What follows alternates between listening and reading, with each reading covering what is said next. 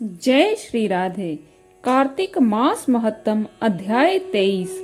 पिछले अध्याय में हमने यह प्रसंग श्रवण किया कि किस प्रकार चोल राजा यज्ञशाला की अग्नि में कूद पड़ा और तभी अग्नि से प्रकट हुए भक्त वत्सल भगवान ने राजा को आलिंगन करके सुंदर विमान में बिठा लिया और अपना स्वरूप देकर बैकुंठ को ले गए।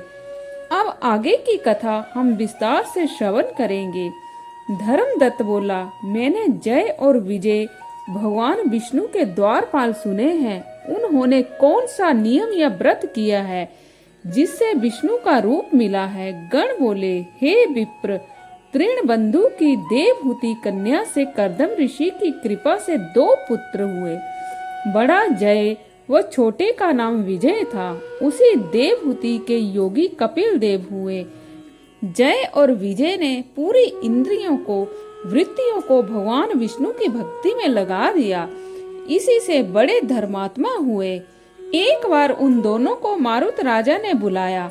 वे यज्ञ करने में चतुर थे। उनको देवता और ऋषि मानते थे। वे दोनों वहां गए। उस यज्ञ में जय ब्रह्मा और विजय याजक बना। इस प्रकार वह यज्ञ समाप्त हुआ। इसके बाद राजा मारुत ने यज्ञ का स्नान करके उनको बहुत सा धन दिया।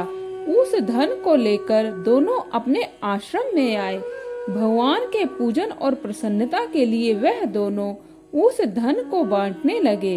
इसीलिए आपस में स्पर्धा हो गई। जय ने कहा कि दोनों का समान भाग होना चाहिए और विजय ने कहा कि जो जिसको मिल गया वह उसी का है। फिर जय अपने मन में दुखी हुआ और विजय को शाप दिया कि तू प्राप्त धन को नहीं देना चाहता है, इससे ग्रह बन जा।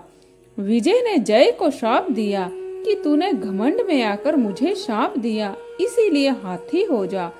तब उन दोनों ने नित्य पूजन के समय भगवान दर्शन करके उनसे सारा समाचार कह शाप निवारण की प्रार्थना की और दोनों बोले, हम आपके भक्त हैं। गज और ग्रह की योनि में कैसे जाएंगे? इसीलिए हे कृपा सिंधु, इस शाप से हमारा उद्धार कीजिए। श्री विष्णु भगवान बोले कि मेरे भक्तों की वाणी कभी असत्य नहीं होती और मैं उसको कभी लौटा नहीं सकता। एक बार मैं प्रहलाद के खम्भ से प्रकट हुआ, फिर अम्बरीश के कहने से मैं इस अवतारों में प्रकट हुआ। तुम दोनों अपने कहे हुए शापों को भोग करके मेरे रूप को पाओगे। गण बोले, फिर वे दोनों ग्रह और गज बनकर कार्तिक पूर्णिमा के दिन गंडकी में स्नान करने के लिए गए।